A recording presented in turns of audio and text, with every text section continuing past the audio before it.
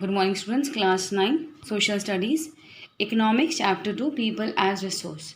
In our previous video, at the end, we saw reading countries like Japan have invested in human resource and efficiency, and the technology evolved by people have made these countries rich and developed. Today, the topic we are going to read is about economic activities by men and women. Like Vilas and Sakal, people have been engaged in various activities. We saw that Vilas sold fish and Sakal got a job in the farm. हमने जो story पढ़ी दो friends की, that is Vilas and सकल, जहाँ हमने देखा कि दोनों की अपब्रिंगिंग बहुत डिफरेंट थी. फॉर दैट रीज़न जो आउटपुट उसका निकला दैट वाज कि Vilas is just selling the fish and earning money, और सकल जो हाईली एजुकेटेड हैं उन्हें एक अच्छी फर्म में जॉब मिल गई है. ना ये जो वेरियस एक्टिविटीज़ हैं हम इन्हें 3 सेक्टर्स में डिवाइड कर सकते हैं: primary, secondary and tertiary. Primary sector includes agriculture, forest, animal husbandry, fishing, poultry, farming, mining and quarrying.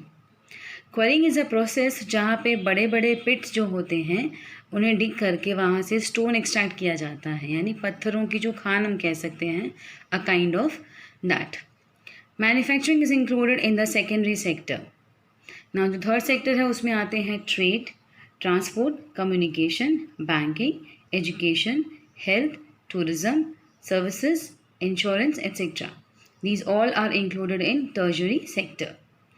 The activities in this sector, यानी जो थर्ड सेक्टर है हमारा, रिजल्ट इन द प्रोडक्शन, इसका जो रिजल्ट आता है that is production of goods and services. ये एक तरह से आप कह सकते हो they are adding value to the national income.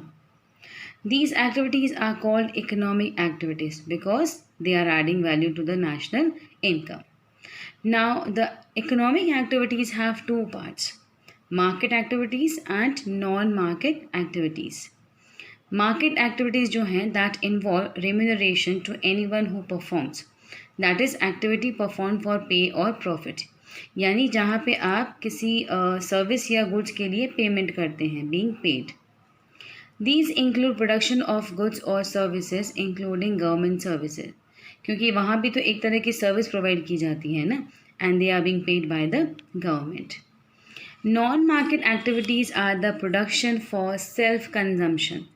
Self consumption का मतलब जो हम पर्सनल अपनी सेल्फ कंजम्पशन के लिए यूज़ के लिए करते हैं, that is termed as non market activities.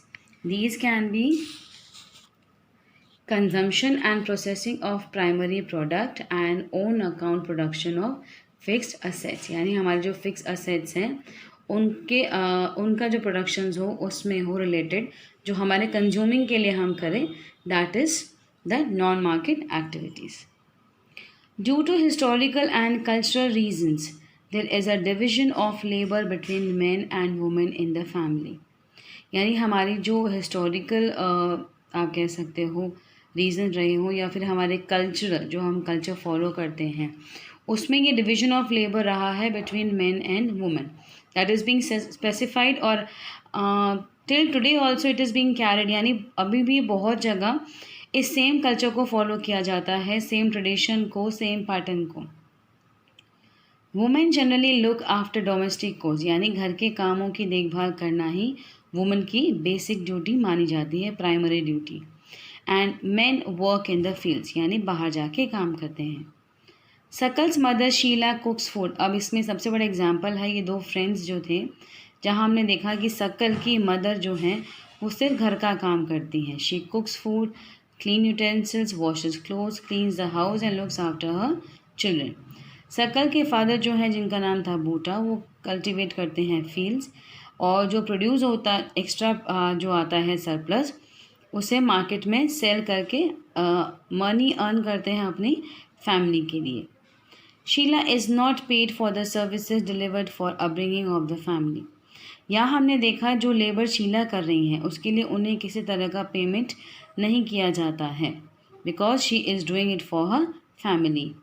Buta earns money which he spends on earning his family, rearing his family, sorry, rearing मतलब अपनी फैमिली को रन करने के लिए, उनकी नीड्स को, बेसिक नीड्स को फुलफ़िल करने के लिए. Women are not paid for the service delivered in the family.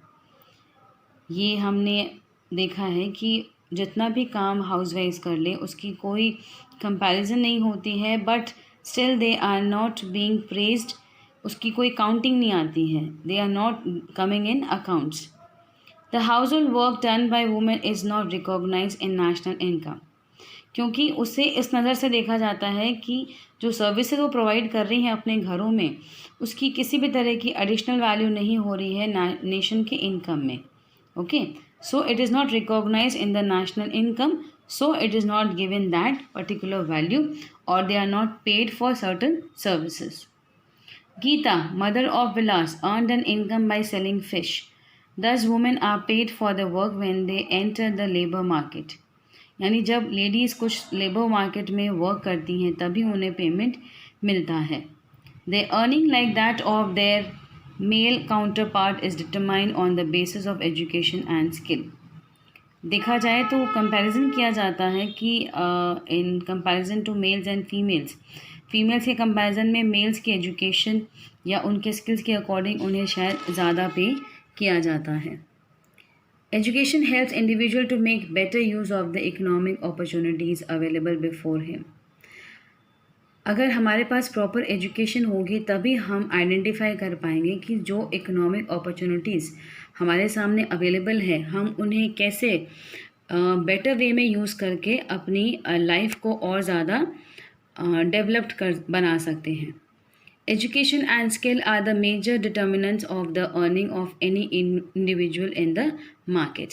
यानी किसी भी पर्टिकुलर इंडिविजुअल की एजुकेशन और उसकी स्किल्स, ये दो बहुत डिटरमाइन होनी चाहिए for the earnings he is doing from the market.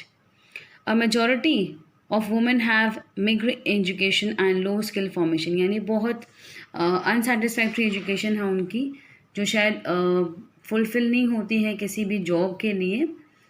They are not, you can say कि जितनी रिक्वायरमेंट होती है अ पर्टिकुलर जॉब के लिए उतनी एजुकेशन उन्हें प्रोवाइड नहीं होती है, so they are not skilled also to that level.